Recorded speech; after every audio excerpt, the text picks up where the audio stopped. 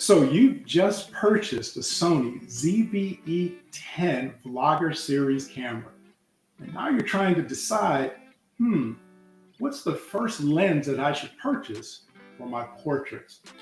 So first of all, congratulations on your purchase. You are ready to take your photography and content creation to the next level.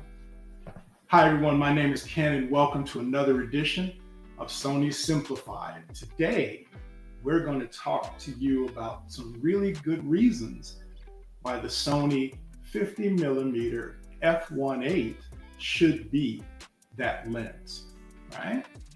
So one of the things that are going to be very, very important to understand is that the kit lens, the 16-50 that comes with the ZV-E10 is no slouch.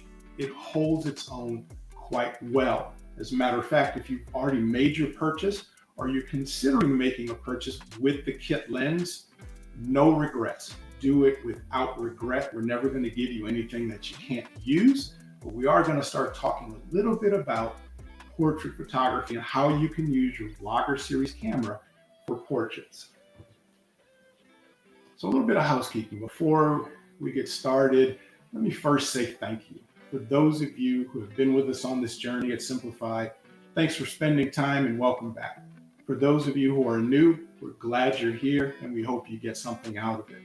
So as always, you want to make sure that you like, subscribe, and smash that notification bell. That's very important for you to be able to keep up with the content, future content that we've got coming, which is fantastic. Also, something you can do for me that would be really cool is in the comment section, drop what you'd like for us to cover going forward. I think that's very, very important because we want to make this a conversation and not just a download. Hey, here's what we think you should know, or here's what we think you should be doing. No. We want this to be a two-way conversation. And by helping us do that and helping us shape that, we're all in this together. So really, really cool. And I really appreciate if you do that, right? So the 50mm f1.8 APS-C lens. First of all, we always call it the nifty 50. I know you may have heard that term before, right? I call it bread in the grocery store. It's always available and it's there when you need it, right? So there's nothing wrong with thinking of this as sort of a utilitarian lens. This is the construction worker's tool belt. So very, very important to understand that as we get started. So there's only just a few things I want to cover. I don't want to get too muddy because this is for beginners. And I know, as the title says, that we're looking at the difference between the kit lens and the 50mm. So hopefully I'm able to bring to you some really cool examples and really give you something to take back as to why this should be one of the lenses, or maybe even the first lens that you choose. So first things first, first things first.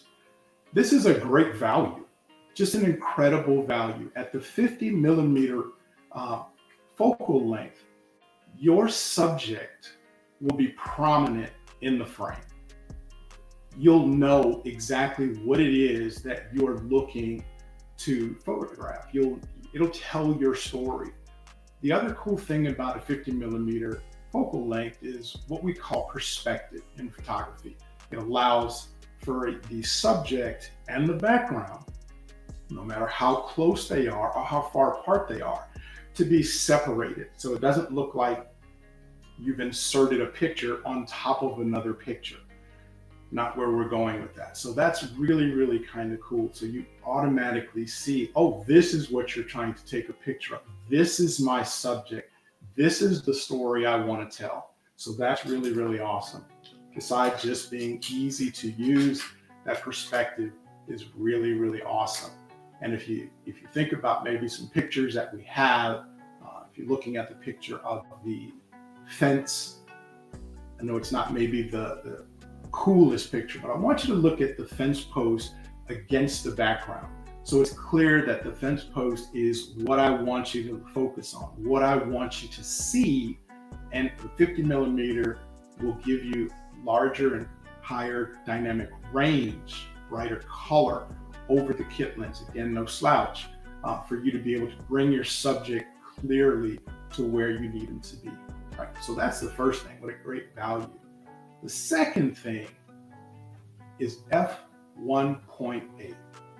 Team, that's an incredibly large opening for your lens to be able to collect a ton of light for your sensor to use in order for you to get that high dynamic range that you're looking for.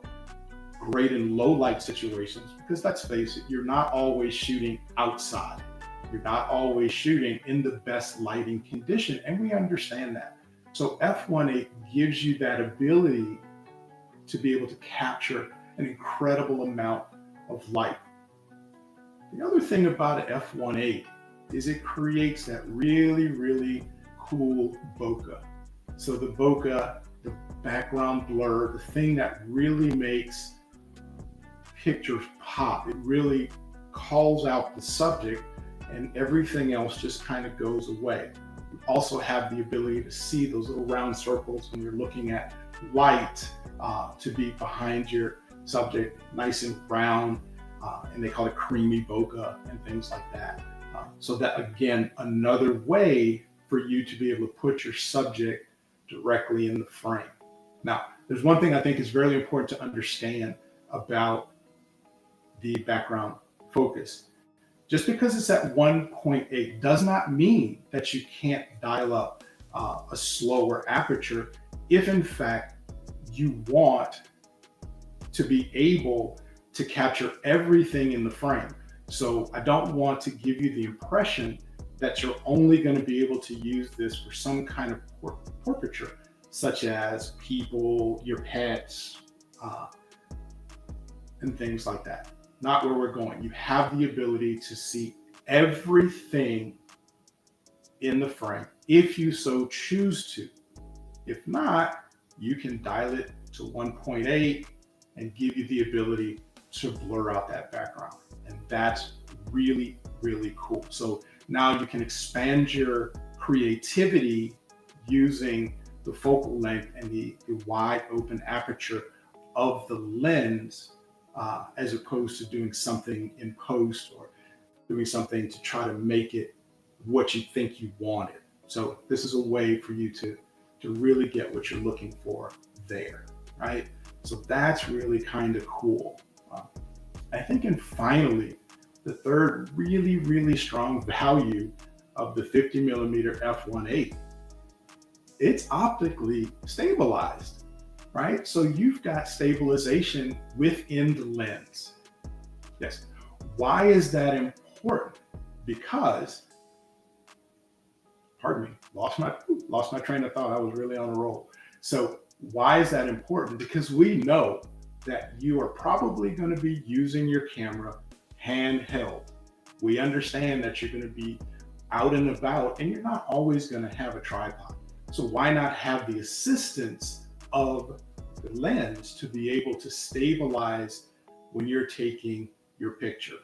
Now, I do understand the ZV-E10 does in fact have digital stabilization, but that's really more for video, right? It's really more for video when you are using it arm's length, traveling, moving, and different things like that. So that's going to be really important. But right now we're just talking about portraits, right? That's what we're talking about. And being able to stabilize it with the help of the optics in the lens really will allow you to get that great shot. So between the stabilization, the ability to have a lot of light come in, and the ability to put your subject as the most important thing is really, really cool. So if you take a look at the picture of the ducks, for example, when I took that picture, I was handheld.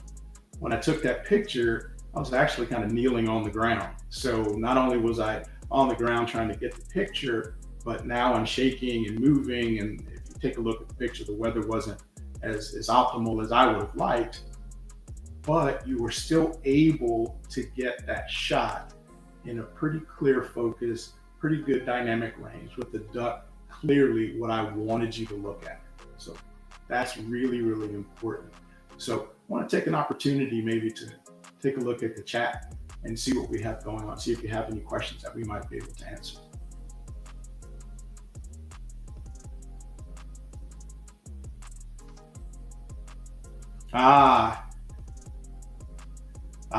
Okay. So the question is, did I take all the photos? Great question. And the answer is yes, I did. I want to make sure that what I speak to and what we at Sony speak to, that we've actually done. So yeah, I did. Now you're asking a little bit about the full frame equivalent, right? So understand that a 50 millimeter crop sensor or APS-C sensor with an APS-C lens truly does give you 50 millimeters. Now, in terms of a full frame look or full frame perspective, it's equal to a full frame lens on a full frame camera at looking as if it was 75 millimeters. That's, again, just the way it looks. And I could and shouldn't get into the conversation of whether or not we should mix lenses, because you certainly could. There's some great advantages to doing that, but in the interest of time,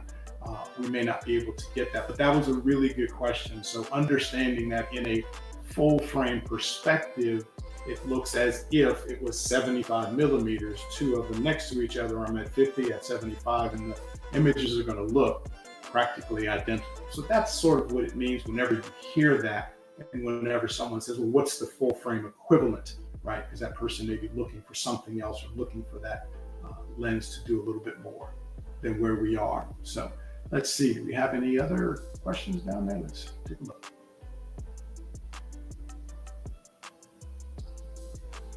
Okay, fantastic. So this is the ZV-E10 Mark II. And yeah, our ZV series comes in white. How cool is that, right? So if you really want to be able to stand out, the white one, right? So as far as the camera is concerned, I'm maybe not quite understanding. Let me read that question one more time. I want to make sure I give you a good answer.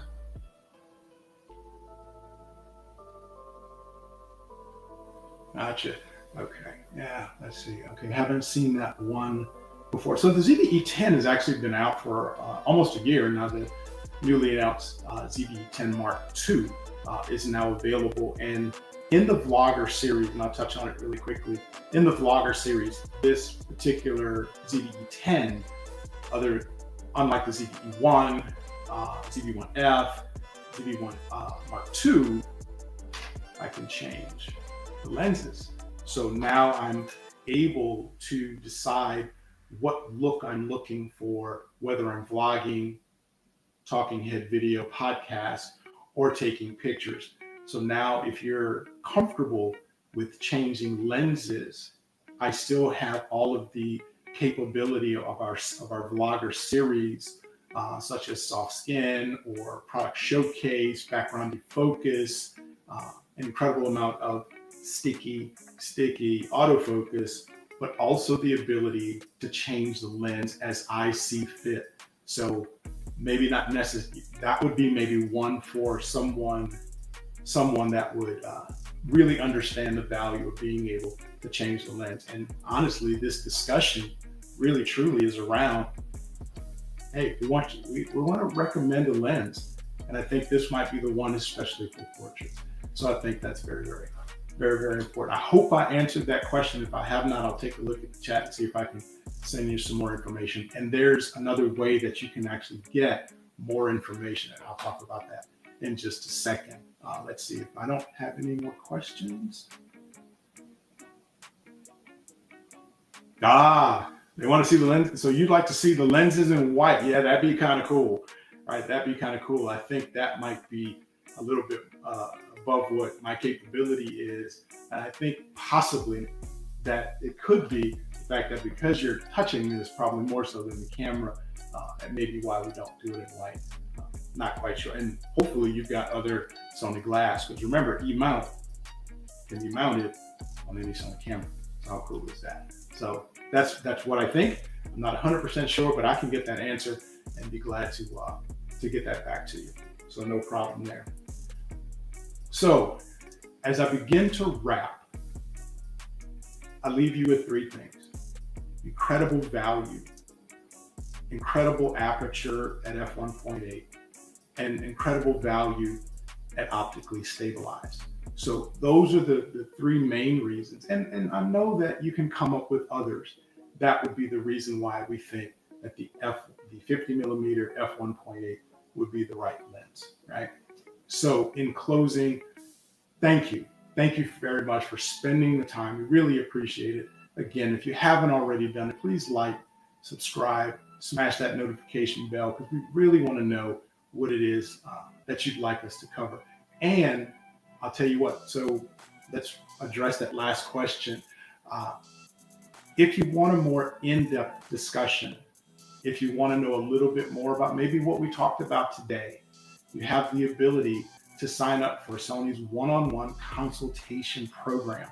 It gives you 30 minutes of uninterrupted time with a Sony expert where you can actually ask a little bit more of these questions, take this discussion to the next level, or we'll also answer pre and post-purchase questions, right? So you're not alone. I think that's the one thing that's important about that, is that you're not alone. So between Sony Connect, the consultation program, Alpha Universe, and many other things that we have, when you come into the Sony family, the Sony system, you are not by yourself. So I do leave you with that. Hey, on behalf of the Sony family, thank you so much. My name is Ken. This has been Sony Simplified, and we'll see you in the next one. Alpha.